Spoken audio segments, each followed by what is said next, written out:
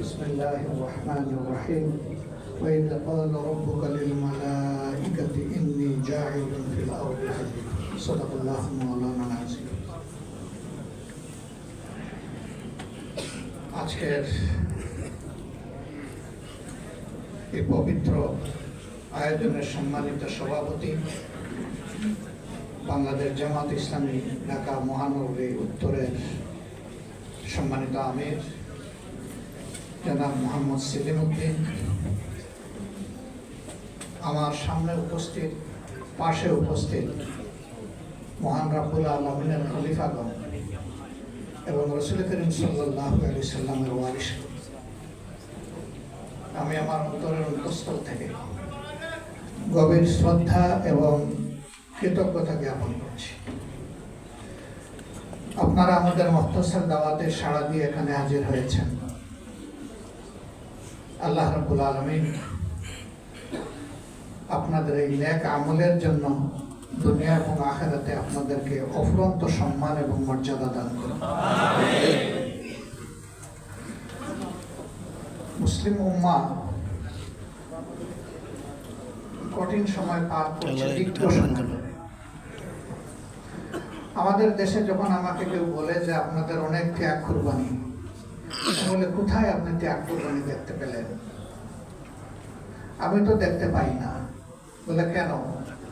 আপনাদের নেতৃবৃন্দকে ফাঁসি দেওয়া হয়েছে, জেলের মধ্যে রেখে হত্যা করা হয়েছে, নেতা কর্মীদেরকে খুন করা হয়েছে, গুম করা হয়েছে, আপনাদের অফিস ক্লোজ ডাউন করে রাখা হয়েছে, নিবন্ধন কেড়ে নেওয়া হয়েছে, শেষ পর্যন্ত আপনাদেরকে নিষিদ্ধ করা হয়েছে।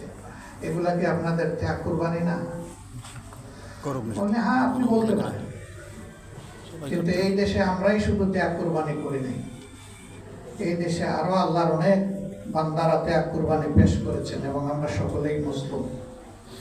তবে সারা দেশবাসীর উপর যে জুলুম হয়েছে তা যদি এক পাল্লায় রাখা হয়, আর আমাদের দেশের একটা উপজেলার সমান একটা ভূমি, যেটাকে আল্লাহ তাআলা আরদাল মুকাদ্দাসা বলেছেন, সেই গাজা স্ট্রিপ, এই গাজা স্ট্রিপ মাত্র ২৬ লক্ষ মানুষের আবাস ভূমি।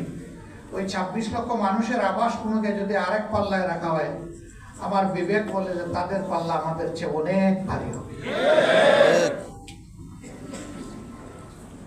প্রতিদিন সেখানে শত শত মানুষের শাহাদতের মিছিল,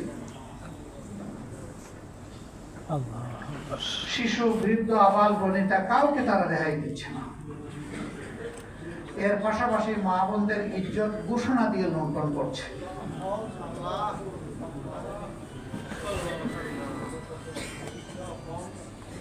যদি ত্যাগের কথা বলেন, ওইটা ত্যাগ। আমাকে লোকেরা মাঝে মাঝে বলে যে আপনার জেলের অভিজ্ঞতা একটু বলুন। আমি বলি আমার কোনো জেলের অভিজ্ঞতা নেই। কেন? আপনি তো সর্বশেষ 15 মাস থেকে আসলেন, এটা কি জেল নয়? আমি মানুষকে বলি, ভাই এটা যদি জেল বলেন তাইলে শিবে আবু তালিবকে কি বলবেন আপনি? এখানে তো আমি একা গিয়েছি, হয়তো আমার সন্তান ছিল, কিন্তু আমার আত্মীয় স্বজন সবাইকে তো একসাথে এখানে আমাকে ঢুকায়নি। সেখানে তো ফুলের বুকের দুধ চুষা শিশু থেকে শুরু করে 80 বছরের বৃদ্ধ আবু তালিব পর্যন্ত কাউকে তো তারা রেহাই দেয়। সেখানে লাইফ লাইন কেটে দেওয়া হয়েছিল, খাবার এবং পানি ঢুকতে দেওয়া হতো না, ঔষধ সরবরাহের সমস্ত রাস্তা বিচ্ছিন্ন করে দেওয়া হয়েছিল।